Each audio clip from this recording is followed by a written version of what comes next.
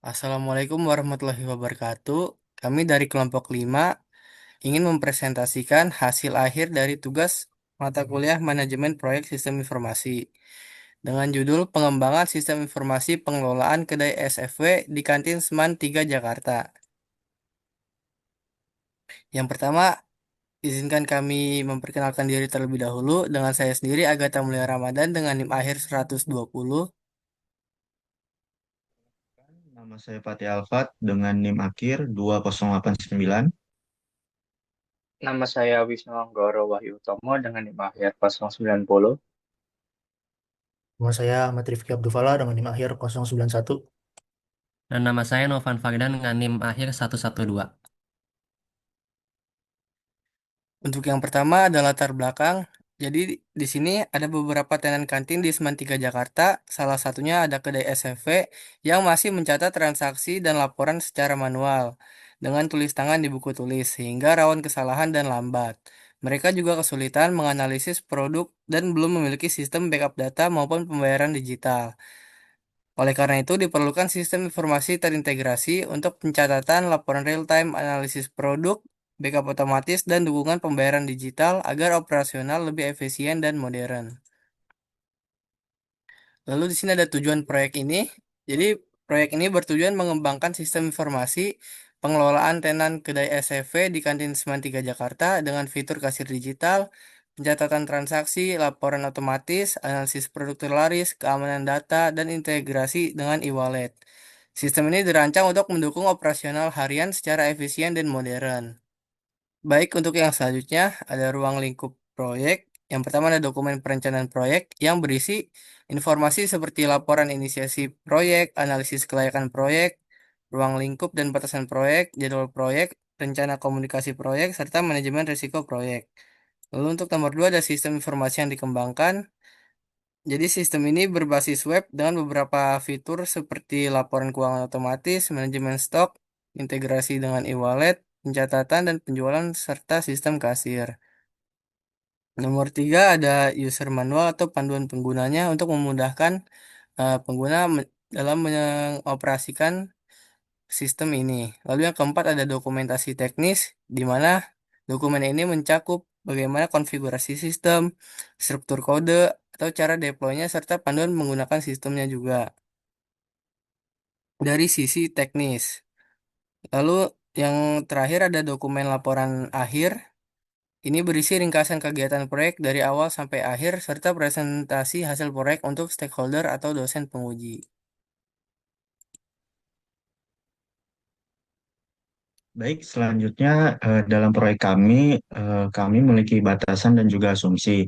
Untuk batasan dari proyek kami, yang pertama adalah batasan waktu, yang dimana proyek ini dilaksanakan selama 10 minggu dengan mencakup tahap inisiasi hingga penutupan.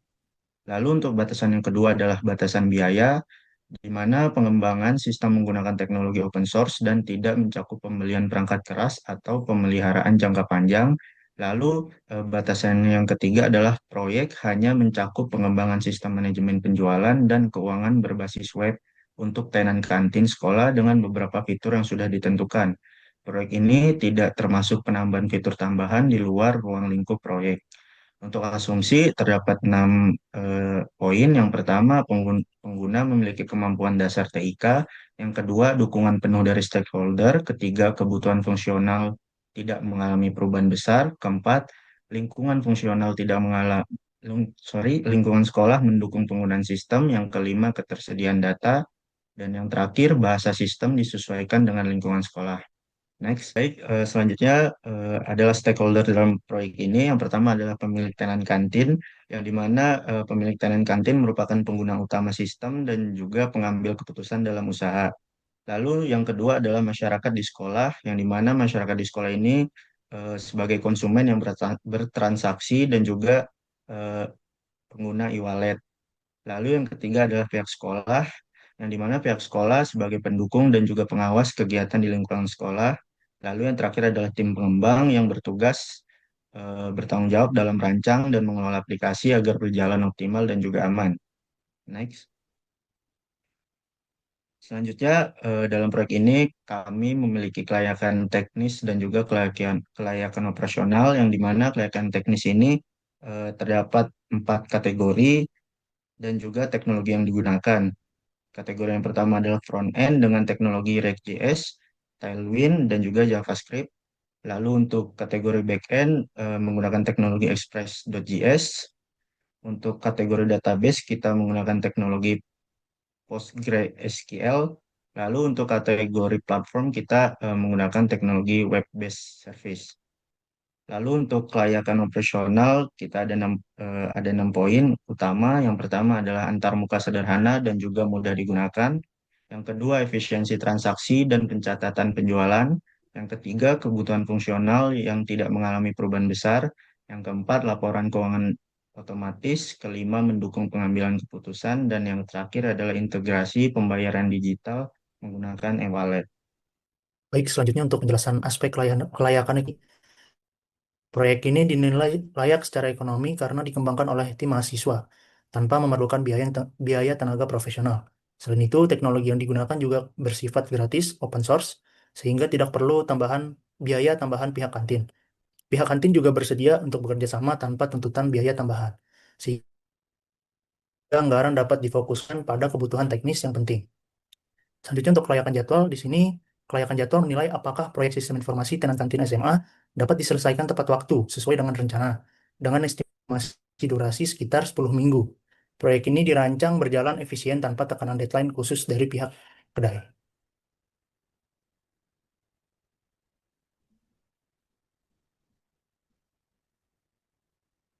Selanjutnya ada manajemen risiko proyek. Proyek ini memiliki risiko dari segi aspek teknis, operasional, dan sumber daya manusia. Yang mana untuk identifikasi dan analisis risiko sejak awal penting untuk dilakukan untuk mencegah hambatan melalui mitigasi seperti pelatihan pengguna atau pembagian tugas yang tepat. Dengan manajemen risiko yang baik, proyek dapat berjalan efisien dan sesuai dengan harapan. Berikut adalah tabel untuk identifikasi risiko proyek yang telah kami buat. Yang mana untuk risiko yang pertama adalah keterlambatan pengembangan, risiko yang kedua ada salah analisis kebutuhan, risiko yang ketiga ada desain UI UX yang tidak user friendly, risiko yang keempat ada gagal integrasi e-wallet, risiko yang kelima ada gangguan pada hosting atau server, risiko yang keenam ada bug atau error saat penggunaan, risiko ketujuh adalah koneksi internet yang tidak stabil, risiko yang kedelapan kehilangan data akibat tidak ada backup, risiko yang kesembilan akses tidak sah ke sistem, risiko ke-10 kesalahan input data oleh tenan, risiko ke-11 kurangnya pemahaman pengguna, dan risiko yang ke-12 adalah kurangnya dokumentasi teknis. Yang mana untuk nilai dari dampak kemungkinan dan tingkat risikonya dapat dilihat sebagai berikut. Next. Kemudian kami juga telah melakukan upaya strategi mitigasi untuk tiap-tiap risiko tersebut. Yang mana untuk mitigasi pada risiko yang pertama adalah membuat timeline dan milestone yang realistis. Kemudian melakukan pembagian tugas yang jelas dalam tim dan menggunakan metode agile sprint mingguan. Lalu melakukan pemantauan progres secara rutin. Untuk risiko yang kedua adalah melakukan observasi langsung dan wawancara pengguna. Kemudian melibatkan calon pengguna sejak awal dalam diskusi kebutuhan. Lalu menggunakan prototipe atau mockup untuk validasi kebutuhan. Untuk risiko yang ketiga adalah menggunakan prinsip desain sederhana dan intuitif. Lalu melakukan uji coba UI kepada pengguna non-teknis dan melakukan perbaikan desain berdasarkan masukan dari pengguna. Untuk risiko yang keempat adalah melakukan riset teknis dan uji integrasi dengan sandbox API, misalnya OVO dan GoPay. Kemudian menyiapkan alternatif metode pembayaran lain seperti QR statik atau manual input. Dan yang terakhir adalah melakukan konsultasi dengan penyedia layanan. Untuk risiko yang kelima adalah menggunakan layanan hosting terpercaya, menyiapkan backup server atau offline mode lokal, dan menjadwalkan pemeliharaan rutin. Kemudian untuk risiko yang keenam adalah menerapkan sistem pengujian berlapis seperti unit test, integration test, dan user acceptance test. Lalu menyediakan fitur laporan bug dan selalu menggunakan version control atau Git. Kemudian untuk risiko yang ketujuh adalah membuat sistem yang dapat berjalan dalam mode offline, PWA atau penyimpanan lokal, dan sinkronisasi saat online. Menggunakan sistem ringan agar bisa digunakan di jaringan yang lemah.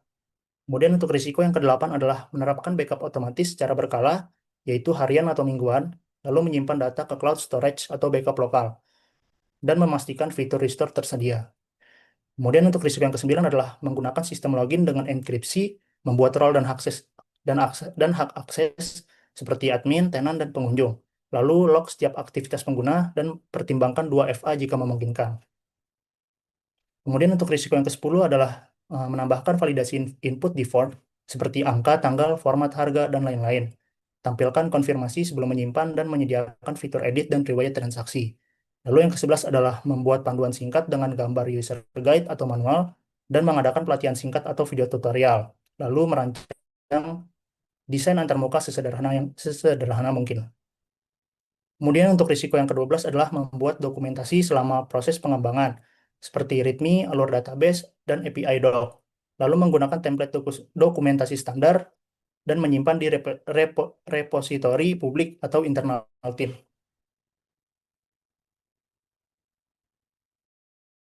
Baik, untuk selanjutnya adalah rencana komunikasi. Kami akan melakukan 4 jenis pertemuan yang berbeda dengan waktu pelaksanaan, peserta, dan juga tujuan utama yang berbeda juga. Di sini untuk pertemuan yang pertama yaitu rapat tim rutin bertujuan untuk mengevaluasi mingguan, update progres, penyusunan rencana. Yang kedua yaitu rapat teknik insidental yang bertujuan utama untuk mendiskusikan teknik mendesak atau revisi fitur. Yang untuk ketiga yaitu pertemuan dengan tenan yang bertujuan untuk observasi wawancara kebutuhan, pengujian sistem dan feedback. Yang terakhir yaitu sesi pelatihan pengguna yang bertujuan untuk pelatihan penggunaan sistem pasca implementasi. Dan di sini kita juga kan melakukan dokumentasi seperti yang pertama notulen rapat, yang kedua log perubahan, yang ketiga riwayat revisi dan feedback, dan yang keempat yaitu dokumentasi chat. Okay, next. Di sini saya akan menjelaskan struktur dari tim proyek kami. Proyek kami memiliki 5 anggota. Di sini yang pertama, Pati Alfat berperan sebagai project manager, yaitu bertanggung jawab mengatur jalannya project, mengkoordinasikan tim, dan menjadi penghubung utama dengan stakeholder. Yang kedua, yaitu Wisnu Anggoro, yang berperan sebagai front-end developer, yaitu merancang dan mengembangkan antarmuka pengguna yang intuitif dan responsif. Yang ketiga, yaitu Ahmad Rifki Abdul Falah, yang berperan sebagai back-end developer, yaitu membangun logika sistem, mengelola database, dan memastikan sistem berfungsi sesuai kebutuhan. Dan yang keempat, yaitu Novan Fardan, yang berperan sebagai sistem analis, yaitu menganalisis kebutuhan sistem, menyusun flow sistem, membuat dokumentasi kebutuhan, dan melakukan pengujian sistem. Dan yang kelima, yaitu Agatha Mulia, yang berperan sebagai UI, UX designer, dan tester, yaitu mendesain tampilan sistem dan membantu melakukan pengujian untuk memastikan kualitas dan kenyamanan penggunaan. Oke, next. Berikut adalah work breakdown structure dari proyek kami. Di sini yang tahap pertama yaitu fase inisiasi, yaitu fase awal untuk menetapkan dasar proyek yang terdiri dari identifikasi kebutuhan, yaitu menggali kebutuhan tenan dan pengelola melalui wawancara atau observasi. Yang kedua yaitu analisis proses bisnis, yaitu mengevaluasi alur kerja manual dan peluang otomasi. Yang ketiga yaitu studi kelayakan, yaitu menilai aspek teknis, operasional, dan juga ekonomi proyek. Yang terakhir yaitu dokumen inisiasi, yaitu menyusun dokumen awal proyek berisi tujuan, ruang lingkup, dan stakeholder. Yang kedua yaitu fase perencanaan, yaitu menyusun rencana agar pelaksanaan proyek terarah.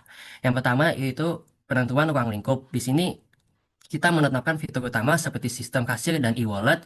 Yang kedua yaitu manajemen risiko, yaitu mengantisipasi kendala proyek dan merencanakan mitigasi.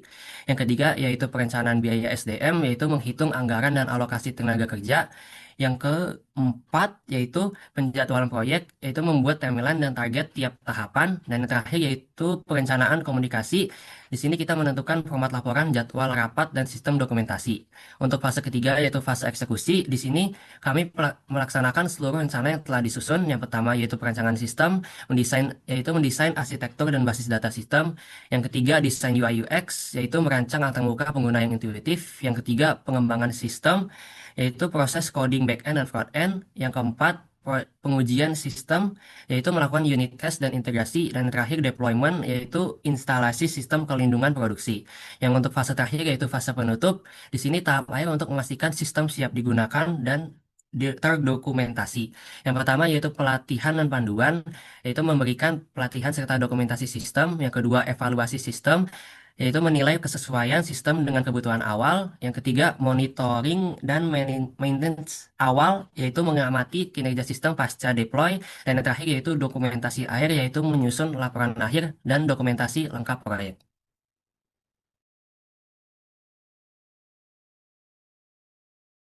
Baik, untuk selanjutnya yaitu jadwal pelaksanaan, yaitu menunjukkan bahwa rencana kegiatan proyek kami secara langsung. Untuk mempersingkat waktu, saya membaginya secara 5 tahap, yaitu tahap yang pertama yaitu analisis dan perencanaan yang dimulai pada tanggal 6 sampai 17 Juni, yaitu fokusnya memahami kebutuhan dan menyiapkan dokumentasi dasar. Aktivitas yang dilakukan yaitu inisiasi proses dan analisis kebutuhan, analisis proses bisnis, studi kelayakan, analisis risiko, penentuan rutin, dan dokumentasi perencanaan proyek. Nah, untuk tahap kedua yaitu desain sistem pada 18 Juni sampai 13 Juli 2025. Nah, fokusnya yaitu mendesain fitur utama dan tampilan sistem. Aktivitas yang dilakukan yaitu perancangan fitur utama, perancangan UI UX, dan perancangan database dan API. Lalu tahap yang ketiga yaitu pengembangan sistem front-end dan back-end pada 14 Juli sampai 29 Juli 2025. Fokusnya yaitu pembuatan halaman aplikasi dan back-end sistem. Nah, aktivitas yang dilakukan yaitu pembuatan halaman awal, kasir, dan laporan. Lalu pembuatan back-end seperti autentikasi, create, read, update, delete, pemesanan, pembayaran, dan sebagainya. Dan melakukan dokumentasi back-end. Selanjutnya tahap keempat yaitu integrasi dan pengujian yang dilakukan pada 30 Juli sampai 8 Agustus 2025. Nah, fokus utamanya yaitu menguji sistem agar berjalan lancar. Aktivitas yang dilakukan, integrasi front-end dan back-end, pengujian sistem, bug fixing, dan uji coba sistem di lingkungan kantin. Nah, untuk tahap yang terakhir yaitu finalisasi dan pelaporan pada 9 sampai 30 Agustus 2025. Fokusnya yaitu serah terima sistem dan evaluasi. Aktivitas yang dilakukan, penyusunan user manual dan pelatihan, monitoring sistem dan maintenance ringan, dan penyusunan laporan akhir. Next. Nah, berikut adalah tampilan Gantt chart untuk proyek kami. Nah, untuk bar berwarna ungu muda itu menunjukkan durasi waktu, tahap inisiasi dan analisis. Untuk mapping menunjukkan desain dan front end. Lalu hijau muda itu untuk tahapan back end dan pengujian. Lalu warna kuning yaitu untuk finalisasi, deployment, dan laporan akhir. Next. Oke, kesimpulan. Perancangan proyek sistem informasi ini bertujuan untuk mengatasi masalah pengelolaan manual yang terjadi pada tenan kedai SFW di kantin SMA 3 Jakarta. Sistem web ini meningkatkan efisiensi dan transparansi dengan fitur pencatatan transaksi, laporan keuangan otomatis, analisis produk terlaris, dan integrasi e-wallet. Proyek dijalankan secara terstruktur dengan prinsip manajemen proyek dan diharapkan selesai dalam 10 minggu untuk penggunaan segera.